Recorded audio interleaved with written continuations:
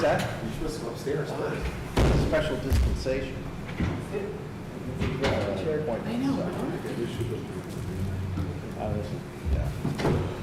Scott has all kinds of problems he wants to raise, you know, the gravel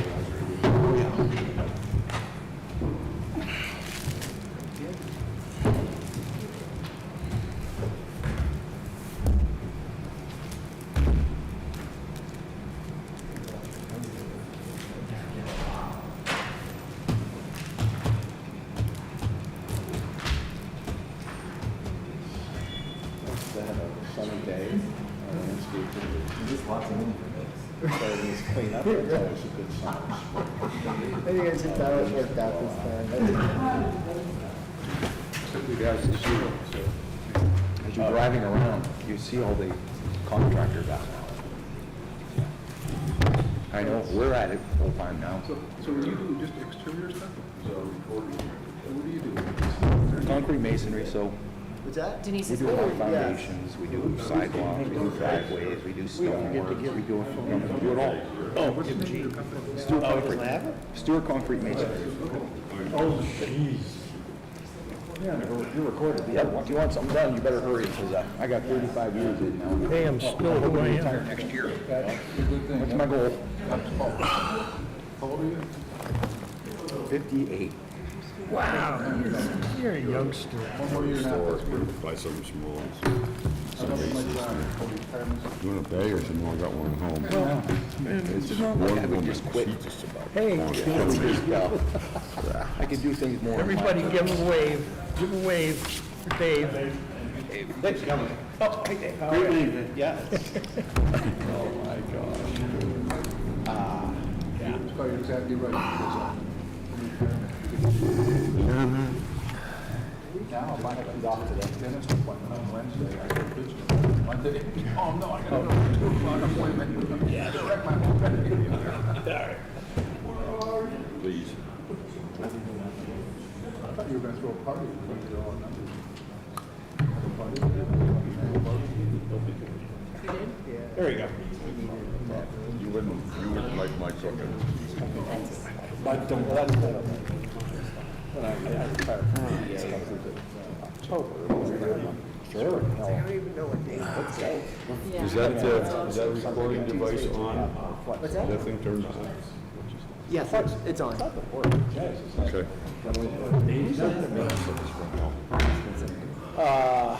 Lou De Palma? No. Yeah. Good evening. I'll tell you a quick story.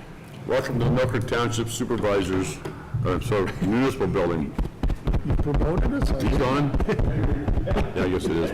Milford Township Supervisor Building and the monthly Planning Commission meeting. At this time, I call the meeting of April 4th, 2023 to order. All please rise and join us in the Pledge of Allegiance.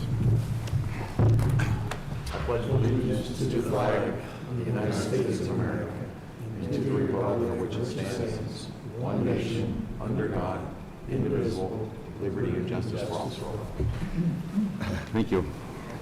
If you haven't done so, please sign the sheet back there on the little round table there for the attendance records. Next, I'd like to introduce the Planning Commission and our support staff behind us there. Starting on my far left, your right, is Ray Reed. Next to him is our newer member here, Dave Fugate. Next to him is Scott Stewart, Doug Roseanne. From my right down here is Dave Skelly, and next to me here is Tony Sitter. In the rear to my left, or to my right, I'm sorry, is Julie Maggio, the Assistant Zoning and Development Officer. Next to her is Matt Puz, the Zoning and Development Officer. And on the left in the rear is Lydia Caparosa, Township Council, and I'm Gene Strohmeyer. Before we begin, I'll call for a motion to accept the minutes of last month's meeting as written. You were here. So moved. So moved. I'll second. Second, all in favor? Aye. Anyone opposed? Thank you. Milford Planning Commission is a recommending body that hears testimony, asks and answers questions, deliberates and passes our recommendations on to the Milford supervisors who make the final decisions on the issues brought before us. The subdivision and conditional use request discussed tonight, if acted on by the Planning Commission, will be considered by the Township Supervisors at their regular meeting to be held on Thursday, April 27th, 2023 at 5 p.m. in this building, or this room here. All right, the first item on the agenda tonight is a replot of the lands for Tammy and William Bauman. It's a subdivision plan to show the creation of a 3,238 square foot lot, parcel A, resulting in a 1.85 acre residual lot for 3828 Edgebrook Drive. Parcel A has become an integral part of 3846 Edgewood Way, resulting in a new acreage of 0.69 acres along the west line of Edgebrook Way, south of 38th Street and Tract 309. Someone here to represent that? Sir, please come up to the podium and give us your name and address.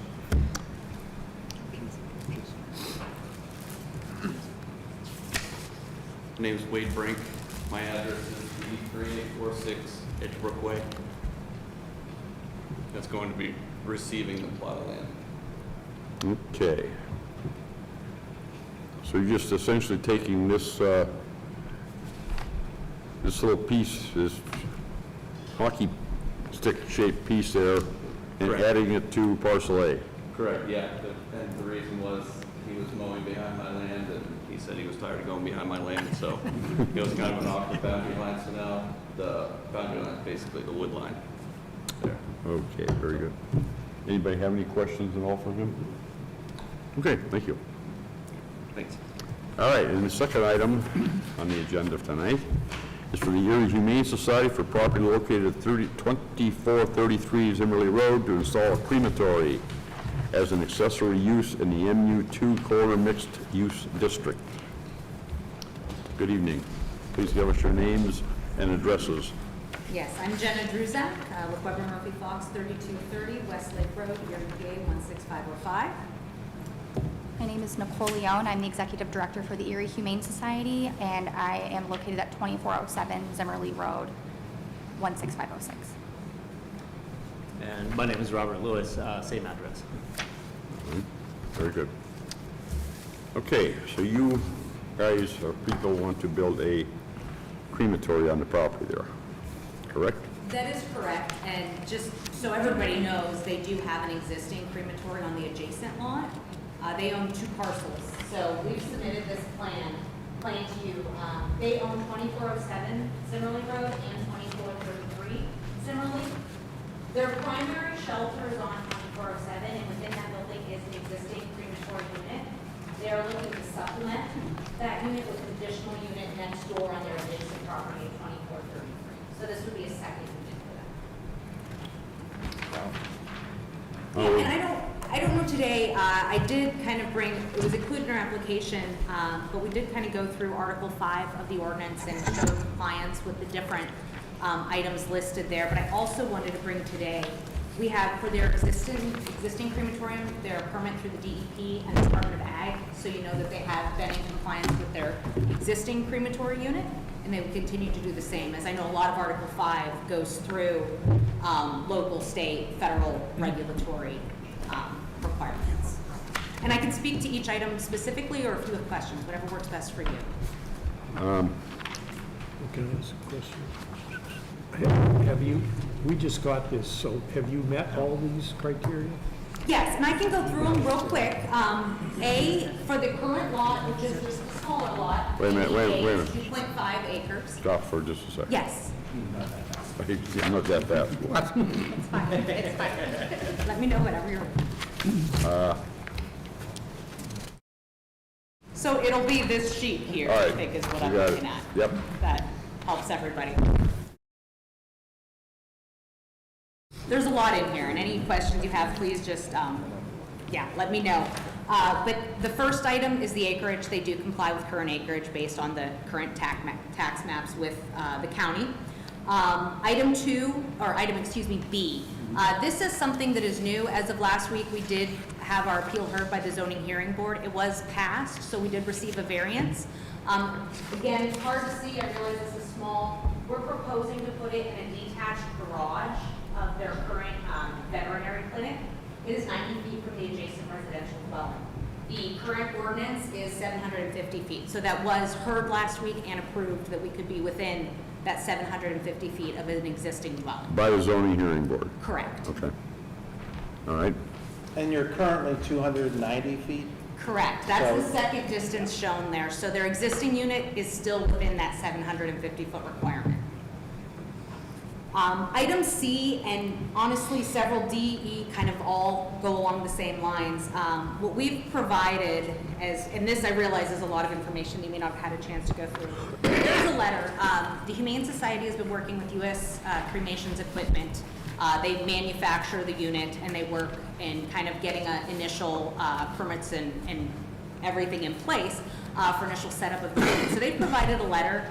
The letter itself just briefly touches upon meeting test reports for the state of Pennsylvania, visible emissions test, which is basically the opacity of the smoke that would come out through the exhaust, and that smoke only goes 15 feet. They consider that low profile, that it's not a huge plume in the air, and also that the equipment is listed for UL safety. So that's a big portion of the packet there, and it shows those test results.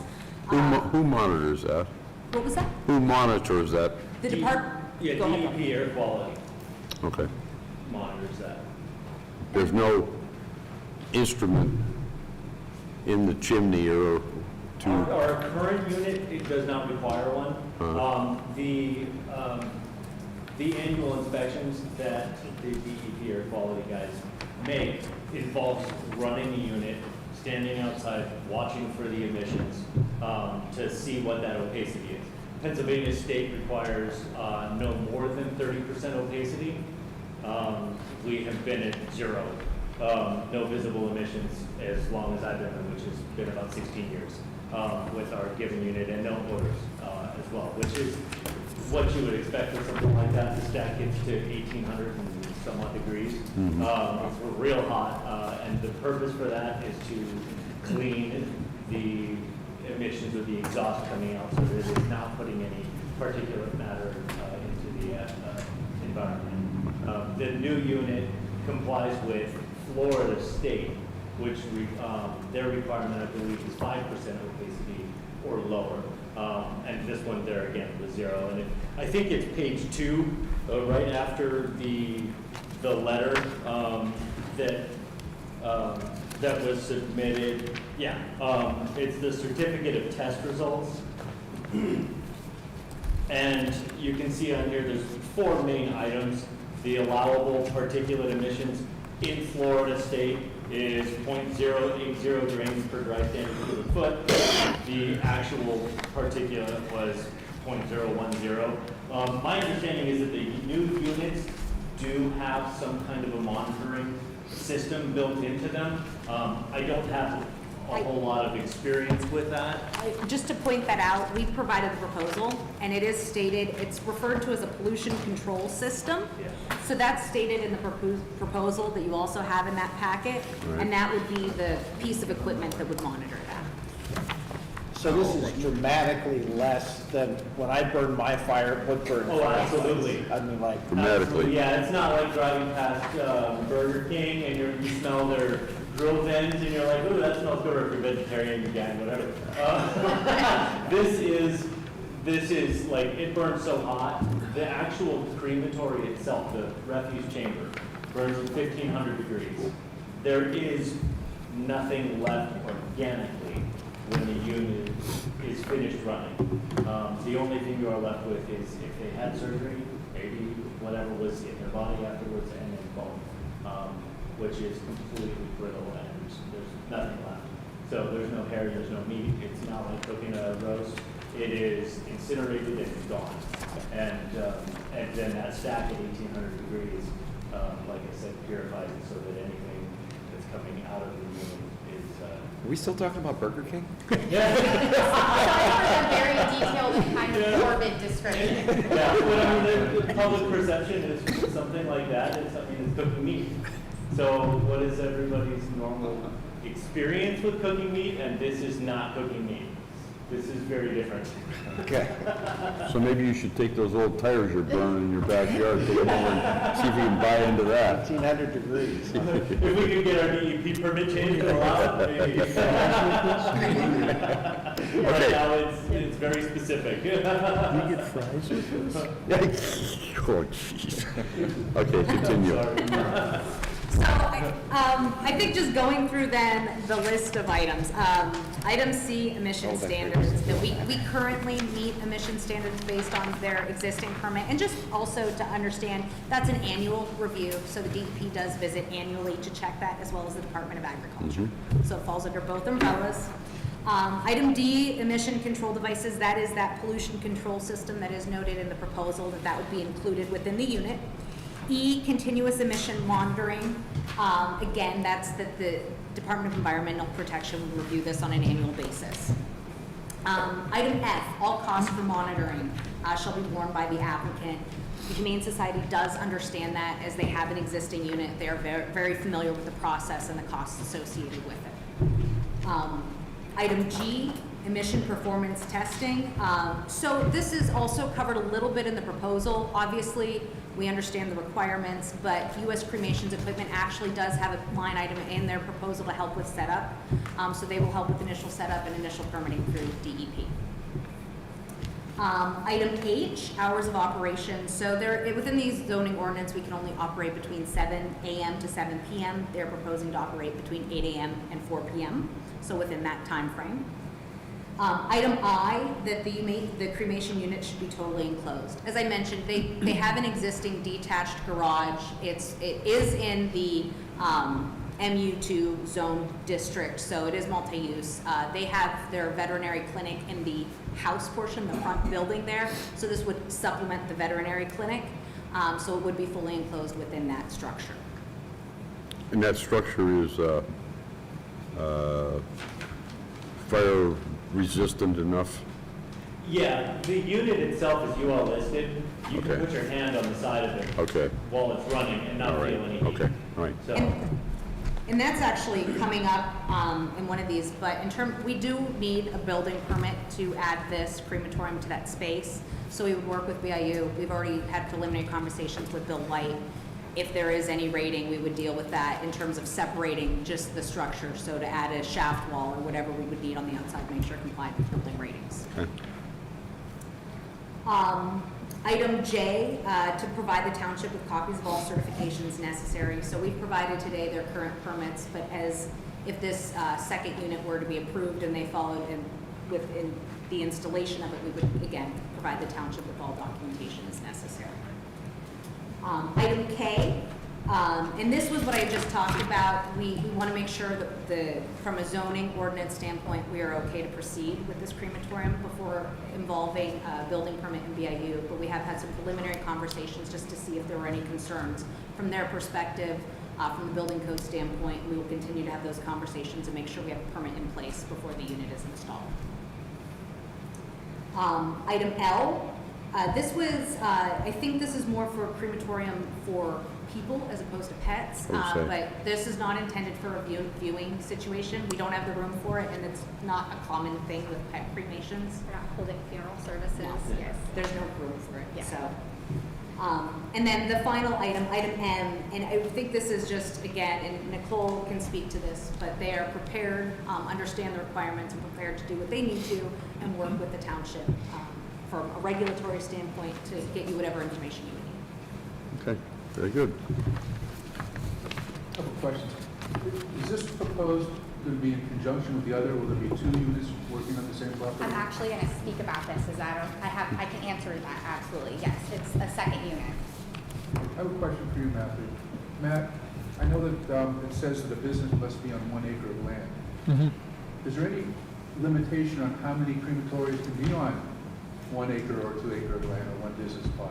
Are they going to run into any problem with having 2 units on one plot of land? No. It's on 2 plots. Yeah. We're on 2 separate plots, sir.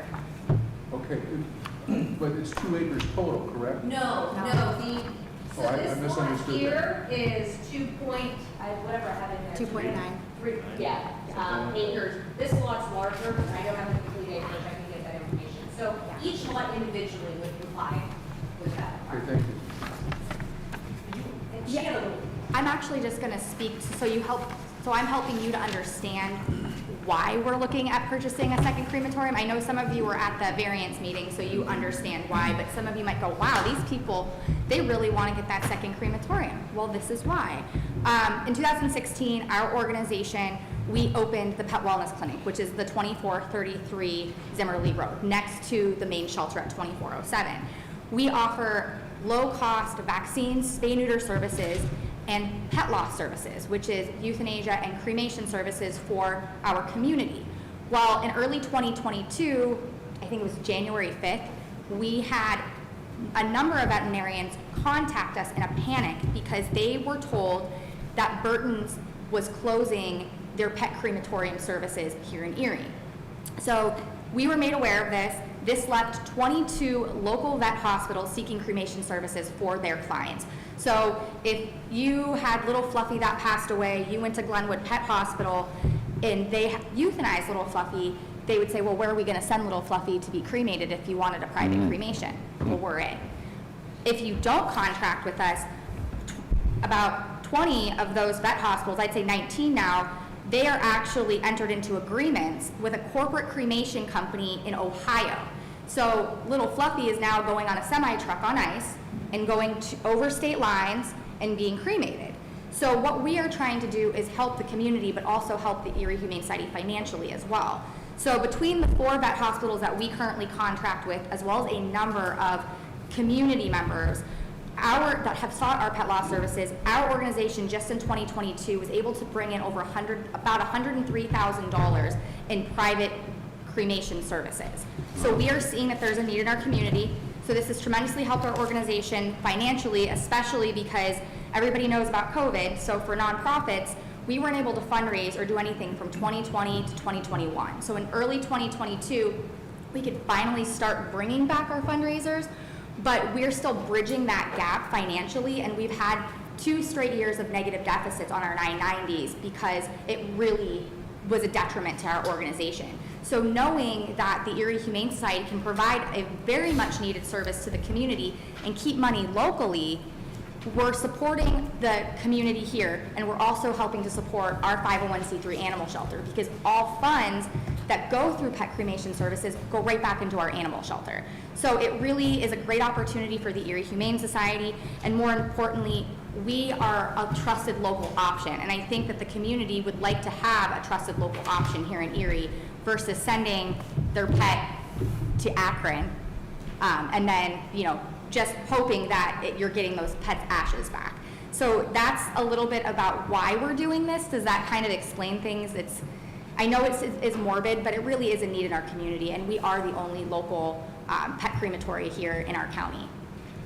Yes. How many cremations do you do currently, and what's your anticipated number with this new Sure. facility? So I'll let Rob speak to how many we do currently, because he's our shining star there. He really takes great care of that, but I will tell you, it takes about, once we get the approval, if we get the approval, it takes about 9 to 10 months to build the crematorium. So we didn't budget in our 2023 figures for what we would anticipate, but we look to have about annually anywhere from $266,000 to $300,000 of extra income based off of some figures that we did that were preliminary. And I do have our end of the year figures from 2022 to show that we made $103,000 just with the 4 vet hospitals that we're contracted with as well. So Rob, do you want to talk about our current numbers? Yeah, as far as, with something like this, there's so much, so many, variations, so many things that dictate, like, who has what pet, what stage of life are they in. With the 4 vet hospitals we're contracting with currently, we see anywhere in between, I would say 9 on the super, super low end a week to 25 on the super high end per week. So that's, and we run the unit as much as we possibly can, which is pretty much all the time during our normal operation hours. The new unit, we're hoping to be able to expand in between maybe 6 and 8 additional vet hospitals.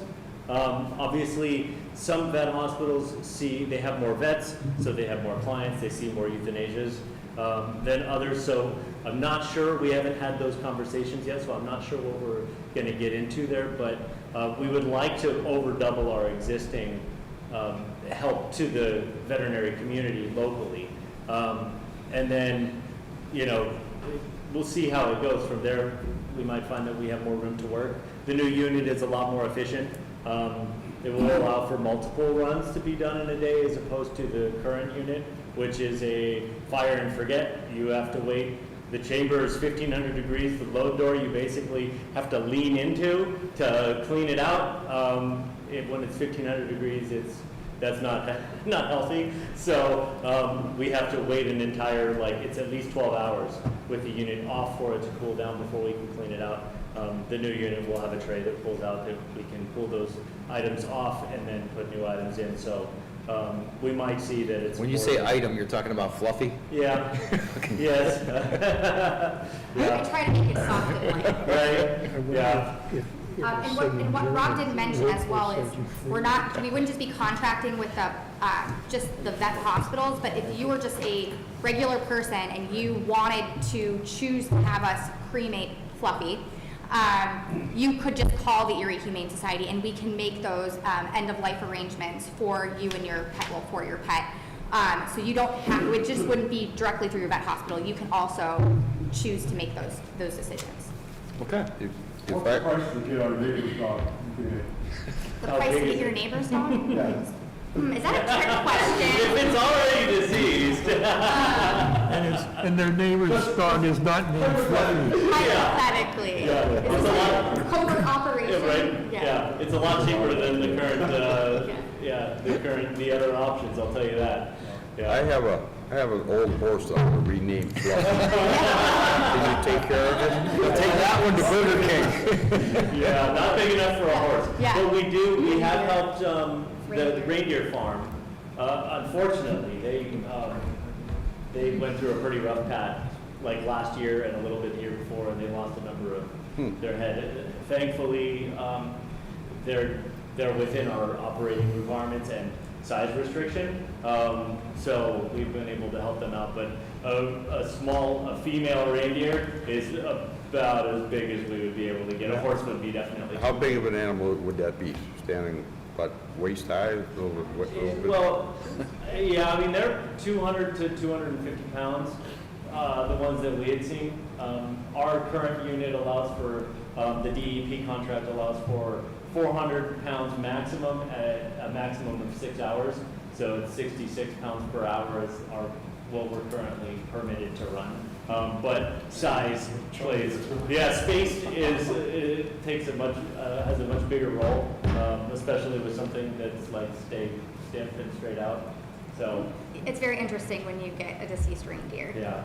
Mr. Chairman, I think we've gone far afield. Yeah. We've given a lot of My information. normal process would be to call the question, but. It's interesting, but, yeah. Okay, any other questions for them? No, we're good. We are good. We don't want to know anymore. You all learned a lot this I think we are, something, yeah. Thank you very much. Okay, that's the last item on the agenda for tonight. We only had two there. So we'll go back and start all over again with the first item on the agenda. It's for a replot of the land subdivision plan to show the creation of a 3,238 square foot parcel. Plot. Parcel A, resulting in a 1.85 acre residual lot for 3828 Edgebrook Drive. Parcel A had become an integral part of 3836 Edgebrook Way. Make a motion for approval. Thank you. Second. Second. Any discussion? Nope. All in favor? Aye. Anyone opposed? All right, and item 2 on the agenda for the Erie Humane Society for property located at 2433 Zimmerly Road to install a crematory as an accessory use in the MU2 corridor mixed use district. I move that we recommend. Second? Any discussion? All in favor? Aye. Anyone opposed? Very good, thank you. I will now entertain a motion to adjourn. So moved. You have a second? Second. All in favor? Aye. Anyone opposed? At 6 p.m., we stand adjourned. Okay. Oops. He wanted to say something. No, Dave asked a question. We are currently in the legal review for the Saldo. Yes, and it will be presented shortly. Right. So it's like in our final. Yeah, we're approaching a final draft to be given to the planning commission so that we can. I don't know what Yes. you're talking about. What are you talking about? What are we talking about? Subdivision land development regulations, Saldo. Okay. We'd also like to welcome back Mr. Skelly to our ranks here. He resigned and we unresigned him. He's our newbie, he's our He newbie. quit quitting. Yeah. I forgot to, I was going to mention that, I'm sorry, I forgot to, Dave. Thank you, folks. Good meeting. Good meeting. Good quick one. Hey, congratulations.